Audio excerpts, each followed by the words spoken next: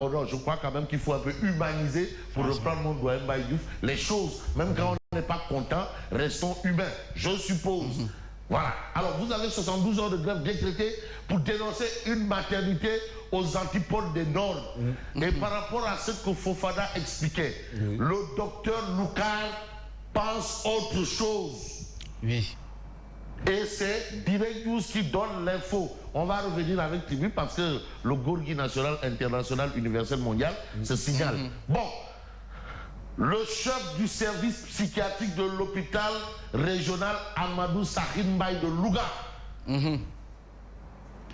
demande au président Macky Sall de prendre ses responsabilités et de limoger Diouf Sarr. Ah bon? Ah. C'est qu'il demande. Les conclusions du rapport d'audit, parce qu'il y a eu un audit, hein, Fof? Oui. Ah non. Il y a un rapport d'audit. Mais les conclusions. Qui a abouti justement à l'arrestation, il faut le dire, de ces femmes-là criminelles. Mais non, non, attention, parce qu'il y a un autre son de cloche. Attention, il faut avoir une démarche cartésienne, c'est-à-dire faire table rase, tabula rasa. Il y a eu un fait. Mais voilà un autre rapport d'audit de qui?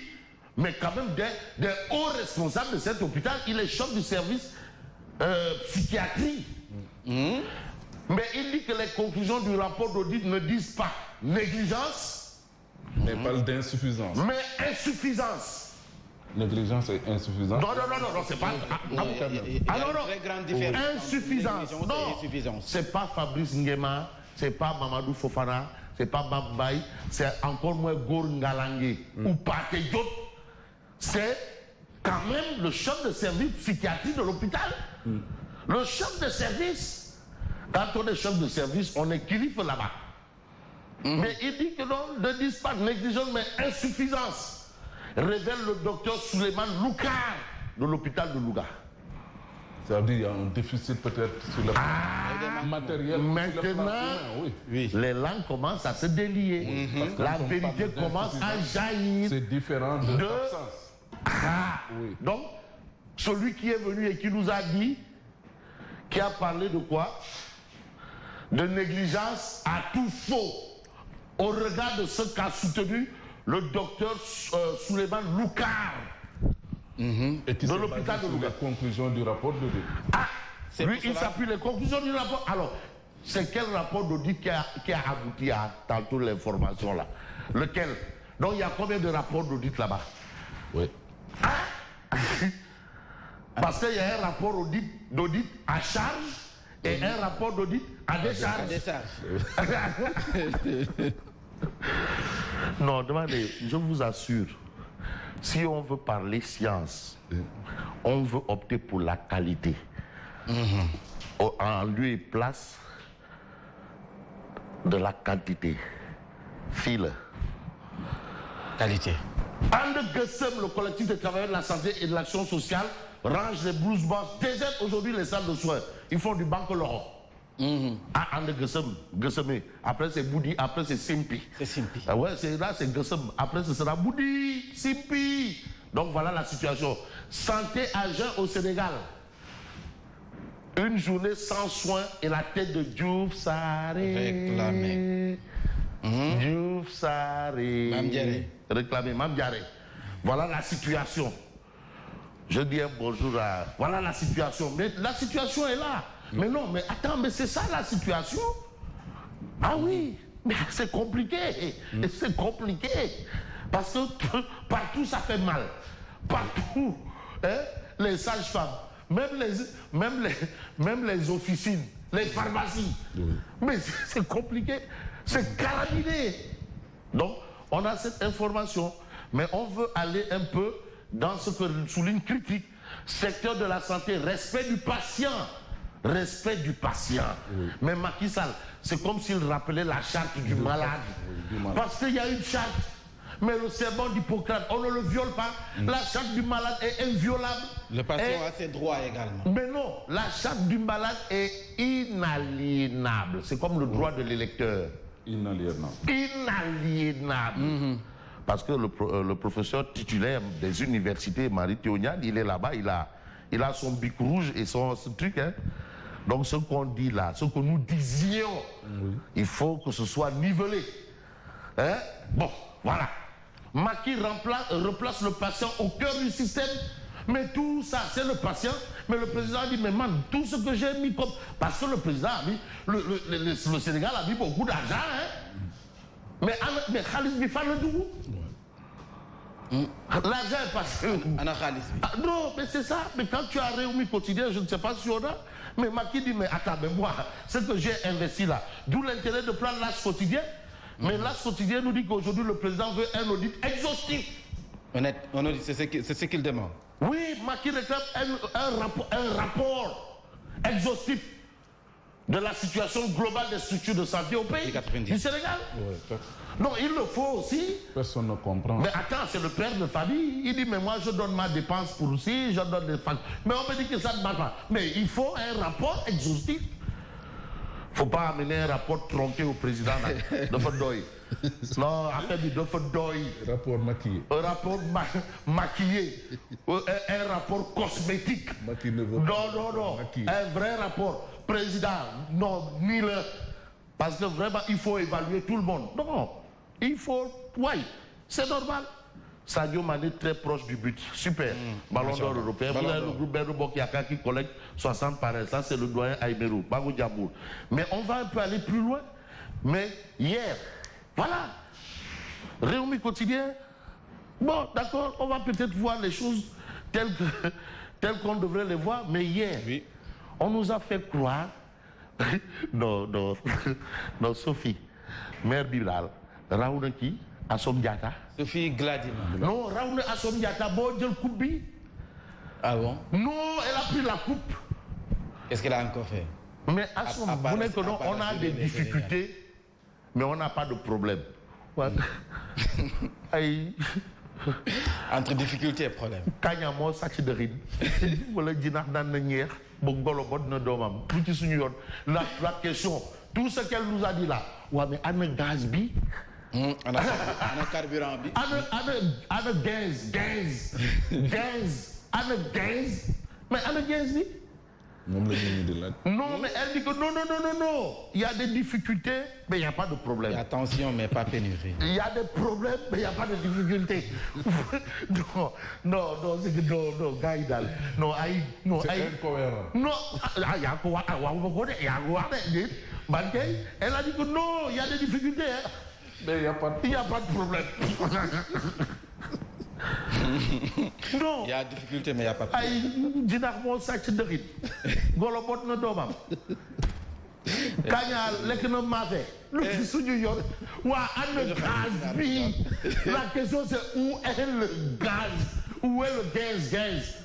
Gasoil avec pirogue an gaz bi. C'est ça qu'on veut. En tout cas, les automobilistes ont vécu une journée infernale. Mais Mané, Glad. Ils ont Mamendis. Oui. Ouais. Sophie Gladiba. Oui. Ouais. Mounet, il y a des difficultés, mais il n'y a pas de problème.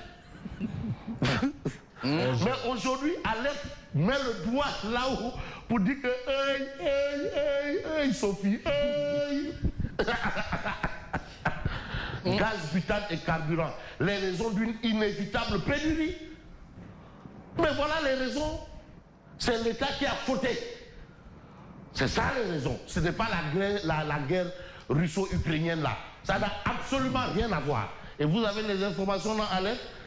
La faute de l'État qui n'a pas versé la contrepartie de la subvention aux concessionnaires. Ah bon? Oui, mais c'est Alerte, c'est écrit. Non, c'est que moi, non, c'est là. Les concessionnaires tirent la langue et refusent de payer les pots cassés par l'État. Les concessionnaires. Waouh! La crise en Ukraine à Bordeaux. Finalement. Ah! Bon, mais maintenant, il y a des problèmes, il n'y a pas de difficultés. Il y a des problèmes, mais... Il n'y a pas de difficultés. Non, il y a des difficultés, mais il n'y a pas de problème. Voilà la situation, les raisons inévitables de la pénurie. Mais vous avez l'évidence, le pays de la sécheresse. Kérosène, France. Gaz, France. gaz, fourasse. Mal. C'est vrai qu'il y a des difficultés, mais il n'y a pas de problème. Hein. D'arrêt de base. Ah non, non, bah, Assom. Assom, elle a dit que vraiment tout nice. Assom. De quoi ce gars-là est-il le ministre? Non, il y en a beaucoup, vraiment. Non, il faut que les ministres reprennent leur conférence de presse là. C'est pas, c'est non, les conférences de presse là, face à la presse des ministres là. Non, il le faut. Assom Diatta, Sophie Gladima, appelé à la barre. Non, on en a besoin.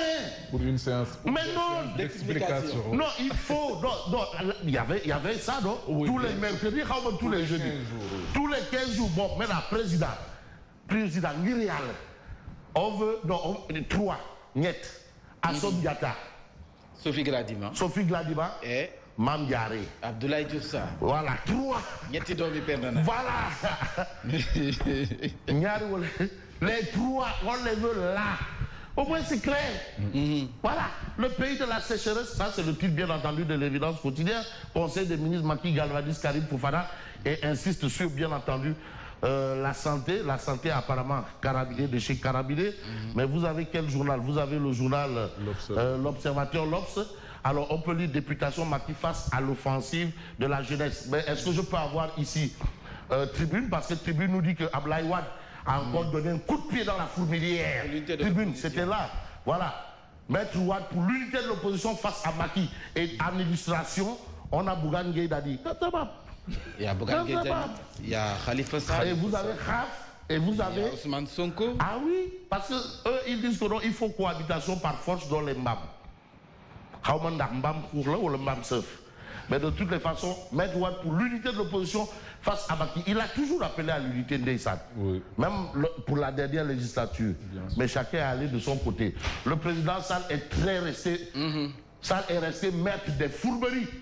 Les fourberies de Scapin. Et des combines. Une grande manifestation nationale prévue pour dénoncer et stopper les dérives diaboliques du régime. À l'initiative de Gorgui national, international, universel, mondial. Donc, non, mais tu sais, Wade, c'est le Sénégal. Abdoulaye Wade, moi, Sénégal. Moi, Sénégal. Le Sénégal en miniature. Non, Wade, c'est le Sénégal. Bon, lui, c'est le Sénégal. Wade, c'est Wade. C'est le Sénégal. Gorgui. Mais Khamla marche, lui, mon tonton Daouda Niambom, d'une seule training. Non, il est. Abdoulaye Wade qui dit marche. Rendez-vous. Tonton Daouda Niambom, training.